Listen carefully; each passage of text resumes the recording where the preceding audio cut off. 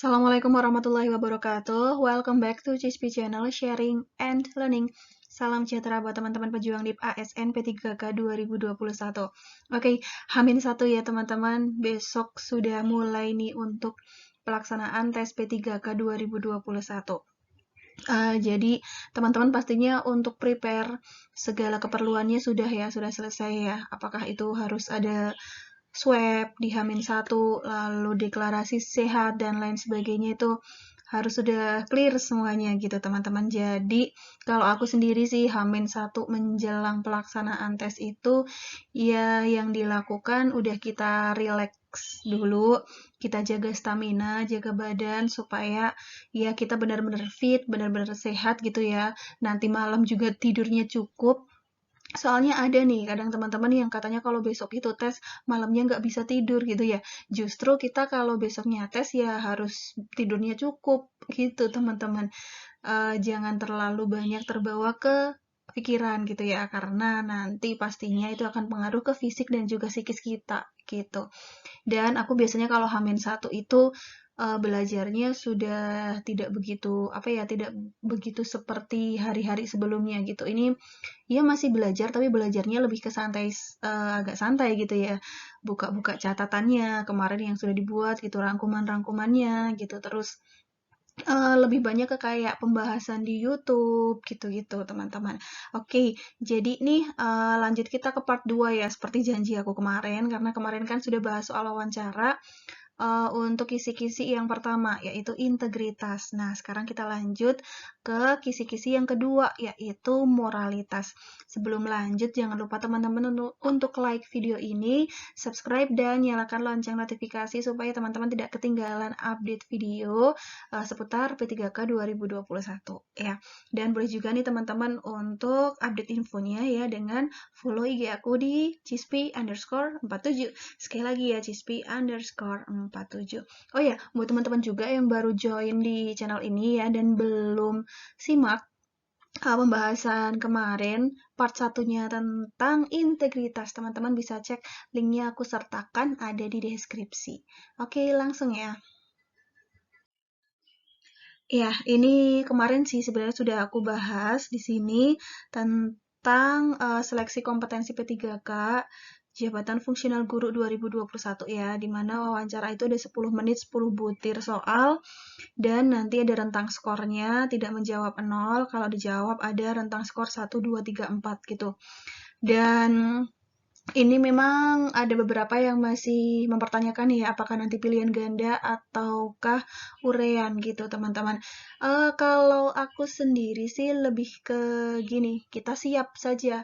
Nanti mau pilihan ganda, ya kita siap analisis mana yang paling tepat, paling tinggi poinnya gitu. Karena kalau pilihan ganda itu kan tidak ada benar salah ya. Yang ada cuman jawaban yang lebih tepat daripada opsi-opsi yang lain gitu kan. Nah, kalau nanti misalkan kok menggunakan isai gitu ya, teman-teman harus ketik, ya itu juga kita harus siap gitu. Siapnya bagaimana sih caranya kita menjawab? Satu, itu semuanya harus diisi teman-teman ya. Karena itu tadi teman-teman kalau diisi paling tidak ada dapat poin 1 deh gitu. Jadi semuanya harus diisi. Lalu yang kedua, karena ada 10 soal dengan waktunya 10 menit, jadi kan rata-rata di satu soalnya itu 1 menit.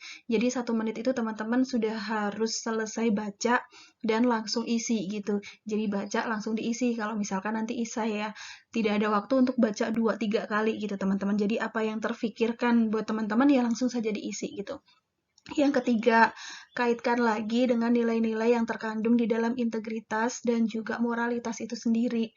Gitu. Jadi semakin banyak nilai-nilai yang masuk ke situ, nanti akan semakin bagus gitu jawabannya untuk mendapatkan poin yang tertinggi. Misalkan kalau itu nantinya uraian gitu. Jadi pokoknya teman-teman di sini sih harus siap plan A, plan B, apapun nanti bentuk soal tesnya ya udah kita siap saja gitu ya. Seperti kemarin aku SKB itu belajar sudah beberapa bulan belajar apa yang kita pelajari karena waktu itu tidak ada kisi-kisi ya. Jadi apa yang kita pelajari di dari kisi-kisi di tahun sebelumnya, ternyata ketika tesnya sudah dimulai, itu jauh sekali berbeda. Itu jauh banget dengan apa yang kita pelajari di kisi-kisi dengan soal-soal yang keluar. Nah, dengan itu kita harus siap nih plan B-nya. Kita langsung banting setir nih ibaratnya, langsung mempelajari materi-materi itu dengan cepat gitu. Tapi apakah belajar kita kemarin itu sia-sia? Ya tidak, karena kan kita sudah belajar bagaimana cara kita analisa. Jadi ya itu sangat besar pengaruhnya gitu. Sama kayak teman-teman sekarang, misalkan itu nanti mau keluarnya pilihan ganda ataupun nanti urean, ya teman-teman selama ini sudah belajar cara analisanya, ya sudah tinggal kita terapkan gitu. Tidak ada yang perlu, aduh bingung nih Kak, bagaimana nanti kalau begini, kalau begitu gitu ya. Oke, ini kemarin sudah dibahas ya teman-teman tentang kisi-kisinya, yaitu integritas dan juga moralitas. Kita lanjut saja. Ya, seperti kemarin gitu. Sebelum kita lanjut, karena kita bahasnya moralitas, jadi kita harus tahu dulu moralitas itu apa sih. Moralitas kan dari kata moral ya. Nah, moral sendiri menurut Wikipedia itu adalah istilah manusia menyebut ke manusia atau orang lainnya dalam tindakan yang memiliki nilai positif. Nah, di sini moral sendiri disamakan dengan akhlak, etika, atau susila. Lalu, moralitas menurut KBBI adalah sopan santun, segala sesuatu yang berhubungan dengan etiket atau adat sopan santun. Nah, di sini lebih ke sopan santun ya, dan satu lagi ada juga etiket di sini atau etika. Berarti ya hampir sama, intinya moral, moral atau moralitas itu berarti ya segala sesuatu yang berhubungan dengan etika, sopan santun, atau tindakan yang memiliki nilai positif gitu ya teman-teman. Dan moralitas ini berhubungan dengan ada hati nurani, lalu aturan. Nah, kalau aturan berarti kan ketentuan yang digunakan oleh masyarakat untuk menilai perbuatan seseorang, apakah itu termasuk baik atau buruk gitu ya. Lalu ada juga kejiwaan dalam perbuatan, seperti ada nilai berani, jujur, dan juga sabar. Lalu ada juga tanggung jawab, teladan, dan juga sopan santun. Nah, jadi ini nilai-nilai yang terkandung di dalam moralitas itu sendiri. Lanjut, oke, karena di situ moralitas itu apa ya? Moralitas bisa dikaitkan juga dengan etika ya. Moralitas, moral, etika, bahkan moralitas itu sebenarnya juga bisa dikaitkan dengan integritas ya, tidak bisa yang benar-benar dipisahkan gitu teman-teman. Jadi kalau kita kaitkan tadi moralitas tersebut dengan etika, maka teman-teman ini bisa dikaitkan dengan peran kita sebagai ASN nantinya, yaitu coba kita lihat dulu di sini etika itu artinya apa sih? Nah, ini menurut KBBI lagi ya. Etika itu adalah ilmu tentang apa yang baik dan apa yang buruk, tentang hak dan kewajiban moral. Oke, di sini di dalam etika itu terkandung moral, teman-teman, atau akhlak. Lalu etik. Etik itu adalah kumpulan asas atau nilai yang berkenaan dengan akhlak atau nilai mengenai benar dan salah yang dianut suatu golongan atau masyarakat. Oke, lanjut di sini seperti tadi aku sampaikan ya, kita kaitkan moralitas itu dengan kode etik kita sebagai PNS atau pegawai negeri sipil atau ASN itu sendiri, yaitu pedoman sikap, perilaku dan perbuatan pegawai negeri sipil di dalam melaksanakan tugasnya dan pergaulan hidup sehari-hari. Ini teman-teman, jadi bagaimana sikap kita, perilaku kita, lalu perbuatan kita nanti sebagai ASN ya, kita sudah ada aturannya nih, sudah ada pedomannya, baik buruknya itu kita sudah ada aturannya. Dalam melaksanakan tugas, jadi tidak hanya dalam kita melaksanakan tugas, tetapi dalam pergaulan hidup kita sehari-hari. Gitu teman-teman. Dan sebenarnya dalam kode etik pegawai negeri sipil itu di dalamnya terkandung integritas. Nah, jadi memang antara integritas dan juga moralitas itu sebenarnya ya itu tadi tidak bisa serta-merta dipisahkan gitu ya bedanya. Kalau integritas itu lebih ke dalam diri kita sendiri gitu teman-teman. Nah, kalau moralitas itu nantinya lebih ke lingkungan, ke masyarakat. Bagaimana kita nantinya sebagai ASN itu apa ya mempunyai nilai sikap yang baik yang nanti berhubungan dengan halayak umum, berhubungan dengan banyak orang gitu. Itu ya bedanya ya. Kalau integritas itu lebih ke sikap kita sendiri gitu dalam dalam bagaimana kita bekerja, pergaulan juga. Tapi kalau moralitas itu nanti bisa lebih luas lagi konteksnya gitu. Dan kita kaitkan juga ini nanti dengan semboyan kita juga di Indonesia, bagaimana moralitas itu seperti yang ya kita tahu ya di Indonesia itu sebagai bangsa yang penduduknya itu ramah, lalu bagaimana kita bisa menjadi teladan ya, kita kan sebagai pelayan publik, dan kita di moralitas ini juga nantinya kita memiliki integritas gitu teman-teman. Dan juga kita bisa mematuhi aturan dan segala macamnya, teman-teman kaitkan lagi dengan nilai-nilai yang tadi sudah saya sampaikan di depan. Nah, kurang lebih seperti itu ya. Kalau teman-teman sudah paham dengan dasar dari integritas dan juga moralitas, itu pastinya teman-teman nanti tidak kesulitan dalam mengerjakan tes wawancara gitu, baik itu nanti mau pilihan ganda, mau itu isai ya, insya Allah bisa teman-teman kerjakan dengan baik gitu ya. Oke, kita lanjut ke contoh soalnya. Soal nomor 1. Di sini Anda terpilih sebagai tim pembuat soal ujian akhir sekolah, mewakili sekolah tempat Anda bertugas. Salah satu guru menyarankan Anda agar berbagi soal-soal yang telah dibuat supaya bisa didistribusikan ke siswa, sehingga sekolah Anda nanti menjadi salah satu sekolah yang mendapatkan nilai tinggi pada ujian akhir sekolah. Sikap Anda adalah, oke ini bisa di integritas juga bisa gitu ya, moralitas juga bisa nih teman-teman. Jadi sikap kita bagaimana sih?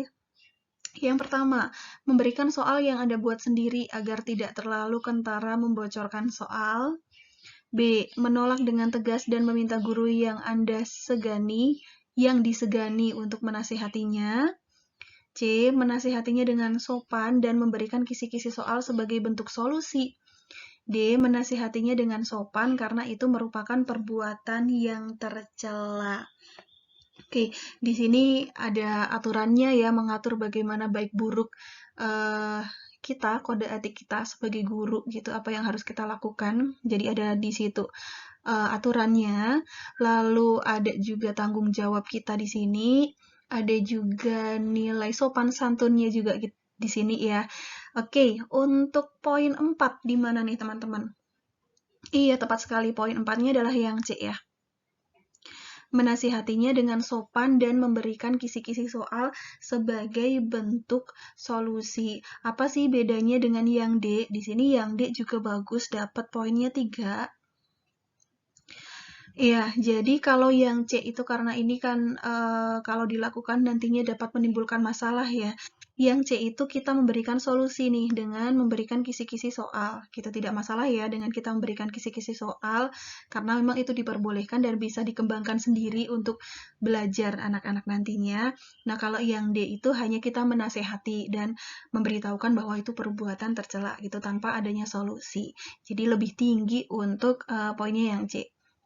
Lalu selanjutnya adalah yang B di sini, teman-teman. Yang B itu dapat poin 2. Menolak dengan tegas. Iya, betul sekali sih menolak dengan tegas itu juga baik. Tapi di sini dengan meminta guru yang disegani untuk menasehati itu mungkin nanti akan menimbulkan masalah baru gitu ya. Jadi jangan dipilih, teman-teman. Dan yang A ini jelas sekali memberikan soal yang Anda buat. Wah, ini udah menyalahi aturan, menyalahi kode etik kita gitu ya. Nah, agar tidak terlalu kentara membocorkan soal gitu. Walaupun di situnya kan nanti banyak soal, bukan hanya soal dari kita saja gitu ya. Tapi dengan kita memberikan soal yang sudah kita buat, walaupun nanti dengan kata-kata agar tidak kentara membocorkan soal gitu ya. Makanya di sini sudah mulai-mulai kita melanggar dari aturan itu, aturan dari baik atau buruk itu tadi ya. Berarti ini dapat poin 1. Oke, seperti itu kita lanjut. Next, soal nomor 2. Anda melihat seseorang berasal dari luar daerah telah lulus mengikuti seleksi P3K sampai tahap akhir di tempat kerja Anda. Rekan kerja Anda cenderung bersikap diskriminatif karena orang baru tersebut memiliki kepercayaan yang berbeda dengan mayoritas penduduk tersebut. Sikap Anda adalah Oke, jadi teman-teman sudah dapat poinnya di sini ya. Maksudnya sudah paham dengan maksud soalnya ya, karena benar-benar nih besok kalau bisa sekali baca saja teman-teman sudah langsung dapat poinnya gitu, get the point. Gimana sih supaya kita kalau dapat misalkan soal panjang lalu kita baca sekali, baca cepat itu kita bisa langsung dapat poinnya ya dengan teman-teman berlatih gitu. Berlatih banyak-banyak membaca gitu ya, banyak-banyak literasi gitu teman-teman. Oke, yang A. Membiarkan saja perilaku rekan kerja Anda karena takut akan dimusuhi oleh rekan kerja Anda. Nah, ini biasanya dilemanya seperti ini ya, kalau di tempat kerja gitu. Kalau kita tidak ikut dengan mayoritas yang ada di situ, nanti kita dikucilkan gitu. Nah, ini adalah salah satu tugas atau aturan atau apa ya, peran dari kode etik di situ, bahwa apapun nanti resikonya, selama itu benar, ya itulah yang dilaksanakan. Gitu ya, itu yang dipegang. Yang B, melaporkan kepada dinas terkait bahwa aturan tersebut melanggar hak asasi manusia. Yang C, menasihati rekan kerja Anda agar saling menghargai perbedaan. Lalu yang D, menegurnya secara terang-terangan di tempat umum. Oke, ini juga masuk ke aturan juga ya teman-teman, lalu sopan santun juga ada di sini. Oke, jadi yang dapat poin tertinggi adalah yang iya, tepat sekali yang C ya, yang poinnya 4. Jadi kita nasihati rekan kerja kita di sini yang melakukan diskriminasi itu ya untuk bisa saling menghargai perbedaan. Nah, sebenarnya yang D juga bagus sih dengan kita menegur, tetapi yang D itu dia kurang beretika ya dengan menegur secara terang-terangan di tempat umum. Lalu yang B di sini dapat poin 2 karena ini tindakannya sudah terlalu jauh sih teman-teman gitu ya konteksnya gitu. Lalu yang A di sini dapat poin 1 karena ini kita hanya membiarkan saja dan kita takut dimusuhi oleh rekan kerja kita. Ya, artinya kita tidak sesuaikan apa ya? Kita tidak bisa memilah-milah gitu mana yang baik dan mana yang buruk gitu. Oke, jadi sudah jelas jawaban untuk soal nomor 2 adalah yang C, menasihati rekan kerja Anda agar bisa saling menghargai perbedaan. Lanjut. 3. Ada gejala beberapa siswa Anda cenderung LGBT, lesbian, gay, biseksual, transgender. Sebagai guru, apa yang akan Anda lakukan? Oke, yang A, mengajak bicara siswa tersebut agar tidak terjerumus dalam LGBT. B, mengajak bicara orang tua agar siswa tersebut kembali normal. C, mengundang psikolog agar menasihati siswa tersebut. Lalu D, mengancam siswa tersebut agar tidak mempengaruhi temannya. Oke, coba teman-teman jawab dulu yang mana nih kira-kira KJ yang paling tepat. Ya, poin tertingginya adalah yang A, teman-teman. Di sini dapat poinnya 4. Oke, jadi bagaimana di sini peran kita sebagai guru ya, yang langsung bisa kita terapkan untuk apa ya, bisa preventif atau juga bisa kita menasehati anak-anak tersebut. Oke, kita lihat lagi bahwa di sini itu konteksnya adalah cenderung LGBT. Jadi cenderung ya teman-teman, masih dalam tahap apa ya, cenderung itu berarti kita amati, kita observasi, itu nanti mengarahnya akan ke LGBT gitu. Jadi belum sampai ke situ gitu ya sebenarnya ya ada. Berarti ini adalah langkah-langkahnya lebih ke arah preventif. Karena itu kita sebagai guru seharusnya langkah pertama yang kita lakukan adalah mengajak bicara siswa tersebut. Jadi siswanya dulu yang kita ajak bicara, teman-teman. Karena kan memang kita sebagai guru juga kita ada ada tanggung jawab, ada juga kewajiban kita untuk membimbing, membina setiap siswa kita gitu. Kita tidak bisa langsung nanti ke orang tuanya, mungkin hal-hal tertentu ya, misalkan anaknya sudah berkali-kali gitu. Nah, itu baru kita nanti bisa sampaikan ke orang tua. Baru langkah selanjutnya memang setelah kita berbicara dengan siswa, kalau memang itu ya sikapnya itu memang sudah ya lebih cenderung mau ke LGBT itu tadi, kita bisa berbicara dengan orang tua gitu. Jadi ini dapat poin 3. Ya, jadi nanti ada kerjasama nih antara kita dengan orang tua. Kita jadi tahu orang tua tersebut mengetahui tidak sih anaknya seperti itu, gitu ya. Lalu poin selanjutnya adalah yang C.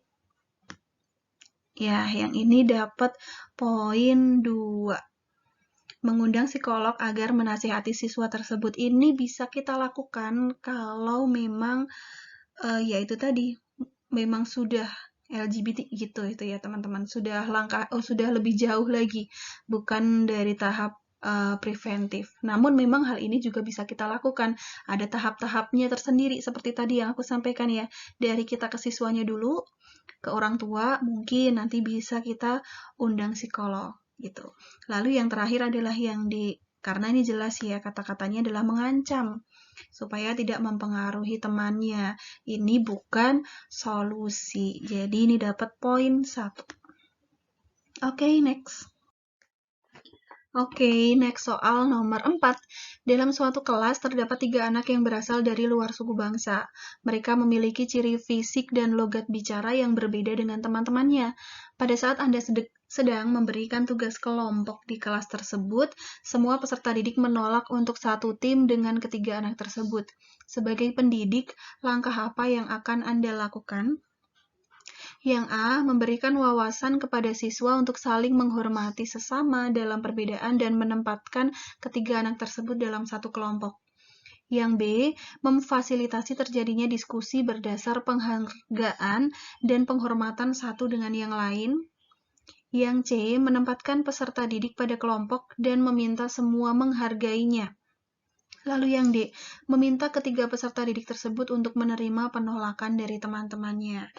Oke, teman-teman sudah dapat poinnya di sini ya, bahwa 3 anak ini berasal dari suku yang berbeda, terlihat mencolok sekali dari ciri-ciri fisik maupun logat bicara gitu ya, dan peserta didik lain itu menolak untuk satu tim gitu. Nah, kenapa sih teman-teman? Jadi sebelum teman-teman memang mengerjakan soal wawancara ini, teman-teman harus tahu dulu kenapa sih kisi-kisi integritas dan juga moralitas itu dimasukkan ke dalam wawancara gitu. Nah, khususnya karena sekarang bahas yang moralitas ya. Karena memang pemerintah itu menginginkan ASN yang kita ini bisa menjadi pemersatu atau perekat bangsa gitu loh. Dengan kita nantinya ada Bhinneka Tunggal Ika ya, kita berbeda sekali, banyak yang berbeda suku, adat, budaya, segala macam, kita bisa menyatukan itu gitu teman-teman. Jadi moral di sini kita sebagai orang yang bisa diteladani, kita bisa mentaati aturan-aturan yang ada, kita bisa melaksanakan kode etik kita dengan baik gitu, dan nantinya kita akan menjadi ujung tombak ya, bagaimana kita bisa membimbing, mendidik generasi penerus bangsa itu sendiri. Oke. Nah, kembali lagi ke soal, di situ poin tertingginya adalah yang iya, tepat sekali yang A nih teman-teman. Yang A dapat poinnya 4.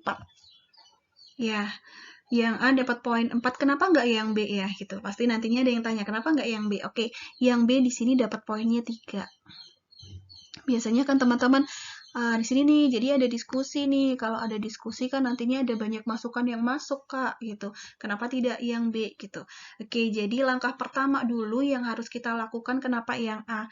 Karena yang A ini adalah memberi wawasan dulu. kita berikan wawasan kepada siswa untuk saling menghormati sesama dalam perbedaan dan menempatkan ketiga anak tersebut dalam suatu kelompok. Jadi kita sampaikan dulu kepada semua siswa yang ada di situ. Kita berikan dulu wawasan. Nah, ini pentingnya kita ya. Kita berikan dulu wawasan. Seperti apa sih Indonesia itu? Background-nya Indonesia itu seperti apa sih? Kenapa kok sukunya bisa sebanyak ini? Kenapa kok teman-teman yang 3 itu kok berbeda? Nah, kita berikan wawasan kenapa bisa seperti itu. Lalu kita beritahu bagaimana kalau nantinya tidak saling menghormati, ya dengan banyaknya pulau-pulau yang terpecah. Oh, mohon maaf, bukan terpecah, maksudnya yang apa ya? Yang ada ini beberapa lautan gitu yang membuat pulau-pulau kita itu terpisah-pisah seperti itu ya. Nah, bagaimana kalau kita nantinya tidak saling menghormati dan dalam perbedaan itu? Seperti itu, dan nantinya baru kita bisa menempatkan ketiga anak tersebut di dalam kelompok. Jadi dalam semua anak yang ada di dalam satu kelas itu, mereka memahami dulu posisinya seperti apa sih. Nah, begitu. Baru mungkin setelah itu baru kita bisa fasilitasi adanya diskusi. Nanti jika ada yang mau melakukan diskusi dengan mungkin nanti kita adanya penghargaan dan juga penghormatan terhadap suku atau terhadap satu dengan yang lain gitu ya, seperti ini ya.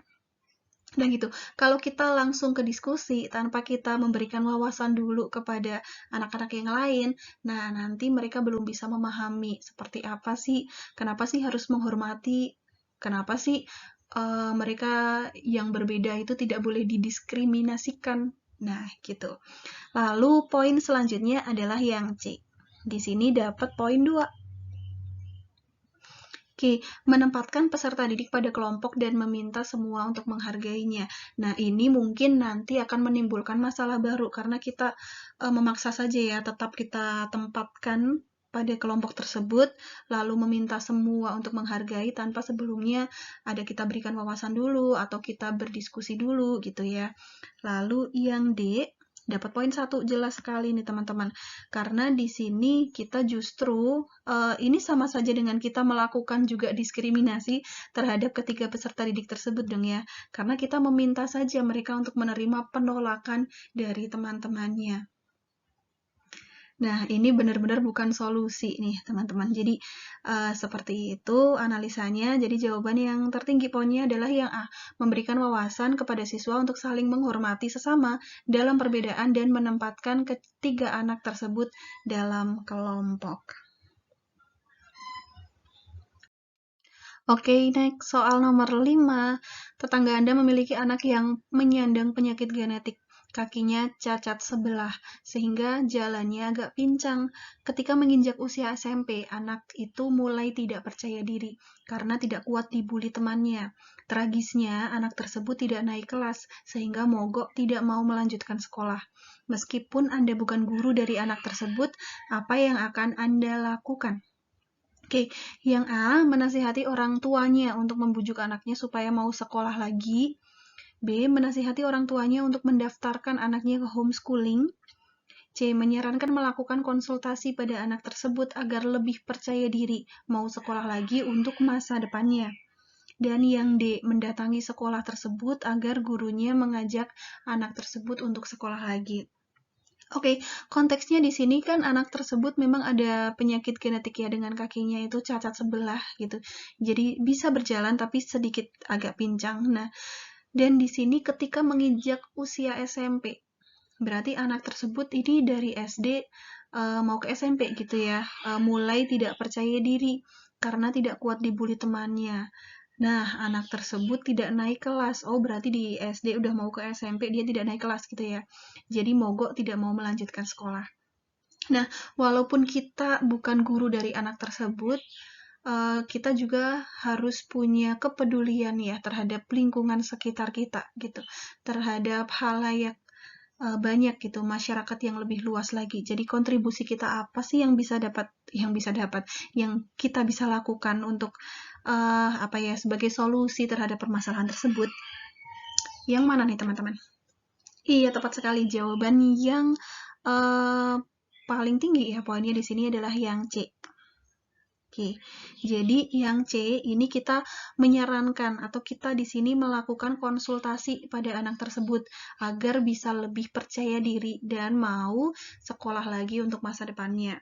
Jadi dengan kita langsung berbicara dengan anak tersebut ya, kita berikan motivasi supaya anak tersebut bisa semangat lagi dan bisa mau sekolah lagi. Dan dengan kita melakukan opsi yang C ini, kita lakukan dengan diri kita sendiri gitu teman-teman. Jadi bisa langsung langsung memberikan solusi dan langsung bisa berkontribusi kepada anak tersebut. Untuk opsi yang lain di sini kurang tepat ya, yaitu dengan menasihati orang tua untuk membujuk anaknya supaya mau sekolah lagi. Ini mungkin bisa kita lakukan setelah opsi yang C itu, menasihati orang tuanya untuk mendaftarkan anaknya ke homeschooling. Homeschooling bisa juga sih sebenarnya homeschooling. Jadi homeschooling itu kan nantinya tetap bisa sekolah gitu. Jadi bisa buat solusi permasalahan tersebut ya. Tapi di sini sekali lagi yang pertama mungkin nanti terbentur apakah nanti di masalah biaya gitu ya. Dan yang kedua, alangkah lebih baiknya sih kalau di sekolah yang biasa gitu. Karena kalau seperti itu kan nanti siswa-siswa gitu, anak-anak itu dapat pengalaman langsung, bisa bersosialisasi dengan teman-teman ya, bisa dapat banyak sekali pengalaman dengan sekolah di tempat yang biasa, lalu bisa berbaur dengan banyak orang di situ gitu ya. Lalu yang D, mendatangi sekolah tersebut agar gurunya mengajak anak tersebut sekolah lagi. Ini juga mungkin bisa kita lakukan, tetapi sekali lagi setelah opsi yang pertama kita lakukan adalah ke anaknya itu dulu gitu. Kita motivasi dari anaknya itu sendiri gitu teman-teman. Jadi, poin tertingginya adalah yang C ya, menyarankan melakukan konsultasi pada anak tersebut agar lebih percaya diri dan mau sekolah lagi untuk masa depannya. Oke, next ini ada soal tambahan nih teman-teman, silakan teman-teman gantian nih. Jadi karena kita sudah belajar nih yang hari ini tentang moralitas ya, kisi-kisi untuk wawancara, supaya teman-teman analisanya lebih bagus lagi, bukan hanya saya nih ya yang aktif ini, tapi teman-teman juga sekarang gantian untuk memberikan jawaban dan juga analisanya. Ditulis jawabannya apa, lalu analisa alasannya, kenapa sih teman-teman menjawabnya itu, gitu ya. Lalu nilai-nilainya apa sih yang terkandung di situ, itu juga bisa. Oke, pertanyaannya seperti ini. Suatu pagi, Anda itu sedang memakai sepatu, karena kan Anda mau berangkat sekolah nih. Tiba-tiba tetangga Anda itu datang dengan panik, sembari memberitahukan bahwa suaminya yang sedang sakit itu telah meninggal dunia beberapa waktu yang lalu. Beberapa menit yang lalu gitu ya. Nah, sikap Anda mengetahui hal tersebut adalah yang A, memberitahukan kepala desa tentang hal tersebut kemudian berangkat ke sekolah. B, tidak jadi berangkat ke sekolah karena menghormati tetangga yang berduka. C, menghubungi kepala sekolah dan memberitahukan bahwa akan terlambat hadir karena membantu mengurus keperluan pemakaman tetangga. Dan yang D, berangkat ke sekolah untuk mengisi absen hadir, kemudian pulang kembali ke rumah duka. Oke, silakan teman-teman ditulis jawabannya beserta dengan analisanya di kolom komentar. Ya, sekian yang bisa aku bahas kali ini. Terima kasih teman-teman semuanya. Mohon maaf jika ada salah-salah kata ya, sekali lagi. Itu semata-mata karena keterbatasan dari saya. Semoga video ini bermanfaat dan setiap kali video saya pasti saya mendoakan teman-teman semuanya supaya dimudahkan, dilancarkan dalam nantinya mengikuti semua tahapan tes P3K ini. Baik dari pelaksanaan tes maupun nanti ketika lanjut ke tahap berikutnya yaitu ada pemberkasan gitu ya teman-teman. Amin amin ya robbal alamin. Semoga semuanya dapat nih P3K 2021. Ditunggu kabar baiknya ya. Oke, sampai jumpa di video-video selanjutnya. Salam Cispi Channel Sharing and Learning. Wassalamualaikum warahmatullahi wabarakatuh.